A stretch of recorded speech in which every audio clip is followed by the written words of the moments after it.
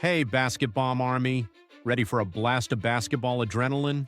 Today we dive into the history that made Detroit believe in the impossible. Remember the days when the Pistons were the joke of the league? When their wins could be counted on their fingers and fans dreamed of at least 30 wins in a season? One guy changed all that. He doesn't wear a superhero cape, but his name is already rattling around Michigan. Is Cade Cunningham a genius, a hard worker, or a future MVP? Turn the sound up full. We're taking apart how this guy turned the game around. Let's start at the beginning. Cade Cunningham is not a prodigy who grew up under the spotlight. His story started in Arlington, Texas, where he combined basketball with American soccer. Imagine a guy who could throw for 40 points on the school playground and then throw a 60-yard touchdown the next day. He was called an all-rounder, but basketball outweighed him. In college at Oklahoma State, he blew up the stat sheet. 20 points, 6 rebounds, 3.5 assists. NBA scouts immediately stamped him as a first-round draft pick. But Detroit 2021 isn't the Warriors with a ready-made system. This is a team that's been stomping around in the basement for the last 10 years. Cade's first season? Hell of a season. An ankle injury, missed practices, Coach Dwayne Casey putting him in the position of an iceberg in an ocean of chaos. Instead of a playmaker role, Corey Joseph and Killian Hayes. Instead of glory, doubt. But even then, Cade showed sparks of brilliance, 17 plus 5 plus 5 plus 5 per season on average. Only 10 rookies in league history, including LeBron and Luka, have had such numbers. And then Season 2, 12 games in all, repeated injuries, criticism, memes. Cade is a glass man. It seemed like fate was laughing at him, but he didn't break. Instead, thousands of hours in the gym working on dribbling, learning the game through the lens of pain. This isn't a story of talent that had it easy. This is a story of stubbornness.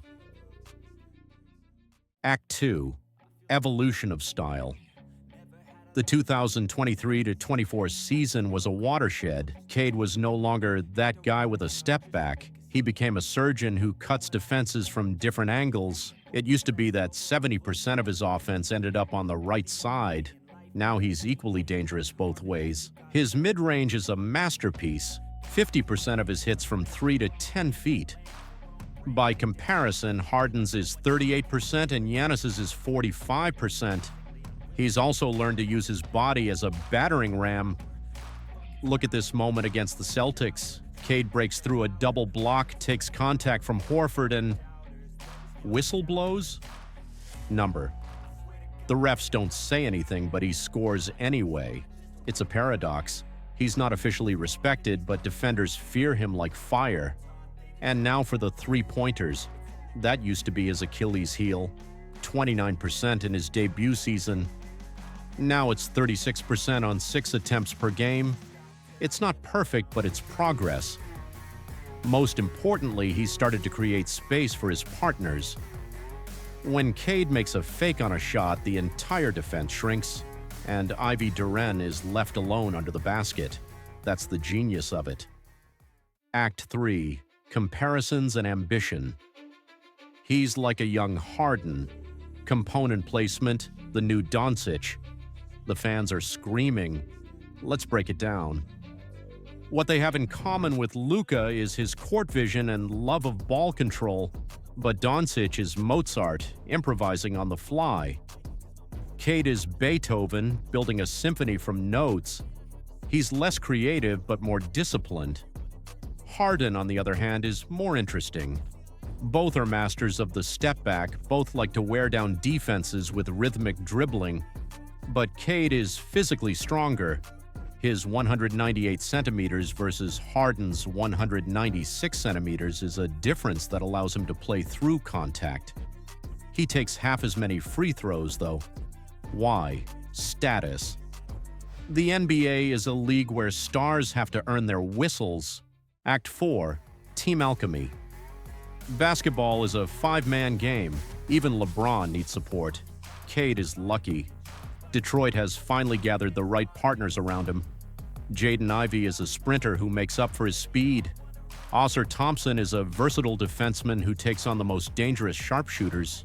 And Dennis Schroeder, he's an experienced conductor who allows Cade to rest without the ball. But the main character behind the scenes is Coach J.B. Bickerstaff. He's the one who turned the Pistons from a circus of clowns into a fighting machine. His thing is defense. Last season, Detroit was 28th in defensive rating, now it's 12th. How? Bickerstaff got Cade to defend against the stars. LeBron, Doncic, Tatum all learned that Cunningham's 198 centimeters isn't as easy as it looks. And another secret, culture. Detroit used to be chaotic, with players hanging out in clubs at night and coaches changing coaches like gloves. Now there's a rigid schedule, analytics to the teeth, and the rule: lose, work double time. It's not glamorous, but it works. Act 5. The future and the challenges. What's next? Cade is only 23. His prime is still ahead of him, but it's already clear he's the face of the franchise. The challenges, however, are just beginning. Health. His style of play is one of constant contact. Needs to lighten the load or risk becoming the new Derrick Rose. Roll in the playoffs. The regular season is one thing, but in the postseason, defenses will pressure him with threes. Will he be able to handle it? Building a super team. Detroit needs another all-star. Candidates: Harry Paxton, Miles Bridges. But is there enough money? And most importantly, can Cade transcend the star bar and become a superstar? To do so, he needs to not just play, dominate, like Djokovic in tennis or Messi in soccer. Is that possible? Look at his work ethic. After the loss to the Nets, he stayed in the gym for 2 hours practicing his shots. That's the answer. Finals. So why are the Pistons finally in the playoffs? It's not magic. It's thousands of hours of work, the right people around you, and the belief that even in Detroit, legends can be born. Cade Cunningham is no messiah, but he's a ray of light in a tunnel that has lasted decades. Now imagine this. The year 2026. Pistons versus Celtics in the East Finals. Cade takes a step back, a defender goes down, the whistle goes silent, but the ball still goes in the net. The crowd goes wild. And somewhere in Texas, a kid watches it on YouTube and thinks, I can do that too. Like it if you believe in Cade. Stay tuned for more of his chips, exclusive interviews, and draft predictions. And remember, great stories start with those who aren't afraid to fall. See you all again on BASKETBOMB, where stereotypes are exploded.